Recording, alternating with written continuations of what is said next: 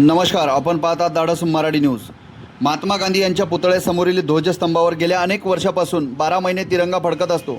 मात्र आज स्वातंत्र्य दिनाच्या दिवशीच या ठिकाणी तिरंगा का फडकला नाही, हा प्रश्न आता जनसामान्यांकडून उपस्थित केला जात आहे। विशेष म्हणजे स्वातंत्र्य दिनाच्या दिवशीच राष्ट्रध्वज फडकला नसल्याने नागरिकांमध्ये नाराजी व्यक्त होत आहे। याबाबत नेमकी जबाबदारी कोणाची? तिरंगा न फडकण्यामागचे कारण काय? प्रशासनाकडून याची दखल घेतली जाणार का?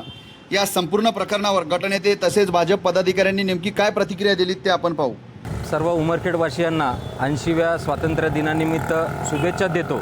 आणि आज जो निंदनीय प्रकार जो घडलेला आहे, नगर परिषद आणि सत्ताधारी यांच्याकडून जो राष्ट्रीय ध्वज आहे जो मानाने डोलाने फडकवत होता तो आज फडकवण्यात आला नाही।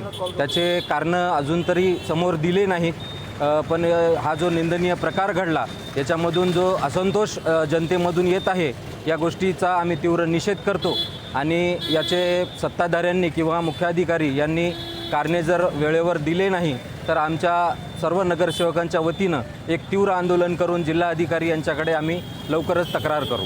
आज 80वा स्वातंत्र्य दिन या ठिकाणी हर्ष उल्हासामध्ये भारतामध्ये नव्हे तर महाराष्ट्रामध्ये सुद्धा त्या ठिकाणी साजरा होत आहे। परंतु आपल्या उमरखेडमध्ये जो भारतीय जनता पार्टीमध्ये देखील जेव्हा 5 वर्षाची ठिकाणी सत्ता होती आणि त्यानंतर ॲडमिनिस्ट्रेशन होतं, त्या डौलदार असा त्या ठिकाणी आपला हा त्या ठिकाणी जो झेंडा आहे तो यावर्षी देखील फडकवण्यात आला नाही। आणि सत्ताधारी असलेले देखील नगराध्यक्ष आणि CEO साहेबांना विचारलं असता त्यांनी त्या ठिकाणी एक वेगळ्या कारणास्तव त्या ठिकाणी जो झेंडा फाटलेला आहे त्यामुळे त्या ठिकाणी आपण या ठिकाणी फडकवत नाही। त्याचबरोबर त्या विविध क्षेत्रामध्ये सामाजिक क्षेत्रामध्ये असणाऱ्या लोकांकडून आपण इथे बाहेरचा झेंडा त्या ठिकाणी फडकवित होतो, तो सुद्धा त्या ठिकाणी त्याला कुठेतरी वाट देण्याचं काम त्या ठिकाणी या सत्ताधाऱ्यांनी केलेलं आहे। आणि त्याचबरोबर त्या ठिकाणी सफाई कामगार किंवा मैत्रे कामगार किंवा विविध क्षेत्रामध्ये असणारे कामगार माजी सैनिक यांना आपण त्या ठिकाणी इथे बोलवत होतो, त्यांचा मान सन्मान करत होतो आणि असंख्य लोक त्या ठिकाणी या प्रांगणामध्ये येत असायचे। परंतु यावर्षी त्या ठिकाणी या 80व्या स्वातंत्र्य दिनी त्या ठिकाणी हे काही दिसलं नाही। हे सत्ताधारी या लोकांचं त्या ठिकाणी कुठेतरी त्या ठिकाणी कमजोरपणा दिसतो आणि हा तिरंगा न त्या ठिकाणी करून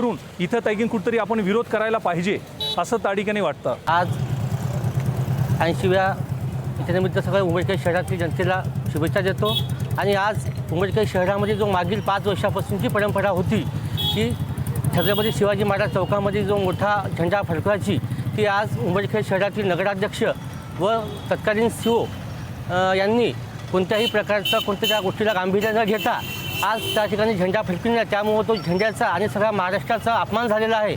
आणि याबाबत जर लवकरात लवकर कलेक्टर यांनी कारवाई नाही केली तर आम्हाला उमरखेड शहरामध्ये लवकरात लवकर जनआंदोलन उभं करावे लागेल।